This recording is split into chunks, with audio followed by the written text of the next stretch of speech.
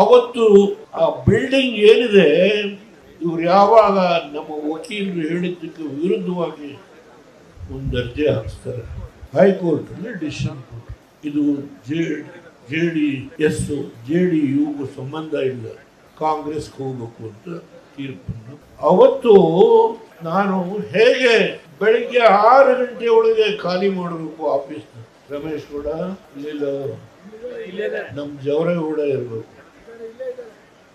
ರಾತ್ರಿ ಎಲ್ಲ ಸಾಮಾನ್ಯ ಇಳಿಸಿ ಆ ತಳಗಡೆ ಆ ಮಾಳ ಇದೆಯಲ್ಲ ಅದನ್ನು ತುಂಬಿ ಇಲ್ಲಿ ಜವರೇಗೌಡ ಮನೆ ಹತ್ರ ಹಿಂದಿದ್ದ ಹುಡುಗ ಅಧ್ಯಕ್ಷನಾಗಿದ್ದ ಅಲ್ಲೊಂದಷ್ಟು ಈ ರಮೇಶ್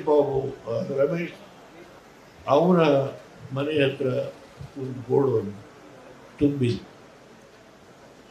ಇಲ್ಲಿ ಅದು ಈ ಜಾಗ ಕೊಡಬೇಕಾದ್ರೆ ತಕರಾರು. ಪಾಪ ಹೈಕೋರ್ಟ್ ಜಡ್ಜು ಈ ಸುಪ್ರೀಂ ಕೋರ್ಟ್ ಜಡ್ಜ್ ಆಗಿದ್ದಾರೆ ನಾಗರತ್ನ. ಒಬ್ಬ ಮಾಜಿ ಪ್ರಧಾನಮಂತ್ರಿಗೆ ಕೂತ್ಕೊಳ್ಳೋಕೆ ಒಂದು ಜಾಗ ಇಲ್ಲ, ನಾಚಿಕೆ ಆಗೋದಿಲ್ಲ ನಿಮಗೆ, ಎಲ್ಲಾದ್ರೂ ಒಂದು ಜಾಗ ಕೊಡಿ ಅಂತ ಹೇಳಿ ಕುರುಬ್ರ ಹೆಣ್ಣುಮಗಳು ಮೇಯರ್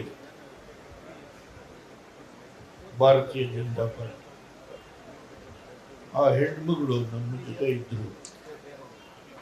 ಅಣ್ಣ, ನೀವು ನೋವು ಮಾಡ್ಕೋಬೇಡಿ, ಇಂಥ ಒಂದು ಜಾಗ ಇದೆ, ನೀವು ದರ್ಜೆ ಕೂಡ ಇವತ್ತೇ ಮಂಜೂರು ಮಾಡಿ.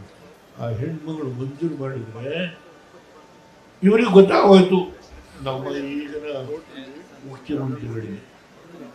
ಹ್ಯಾಕ್ ಕೊಟ್ಟೆ ನೀನು ಅಂತ ಜಾಗನ?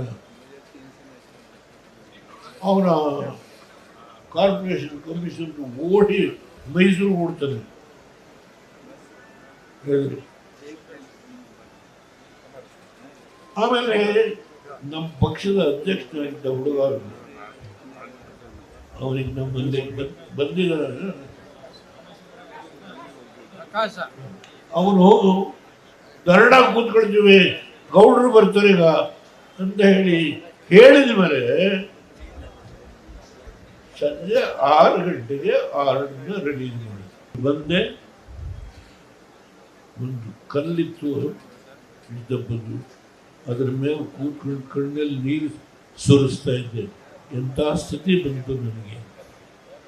ಇವ್ರನ್ನ ಮುಖ್ಯಮಂತ್ರಿ ಮಾಡಿ, ಫೈನಾನ್ಸ್ ಮಿನಿಸ್ಟರ್ ಮಾಡಿ, ಡೆಪ್ಟಿ ಪ್ರೈಮ್ ಮಿನಿಸ್ಟರ್ CM ಮಾಡಿ, ಸೋನಿಯಾ ಗಾಂಧಿ ಮನೆ ಬಗ್ಗೆ ನಾನು ಬೇಡೋ ಕೆಲಸ ಮಾಡಿ ಇವ್ರನ್ನ ರಾಜಕೀಯವಾಗಿ ನಾನು 12 ಬಡ್ಜೆಟನ್ನು ಇಟ್ಟಿದ್ದೇನೆ.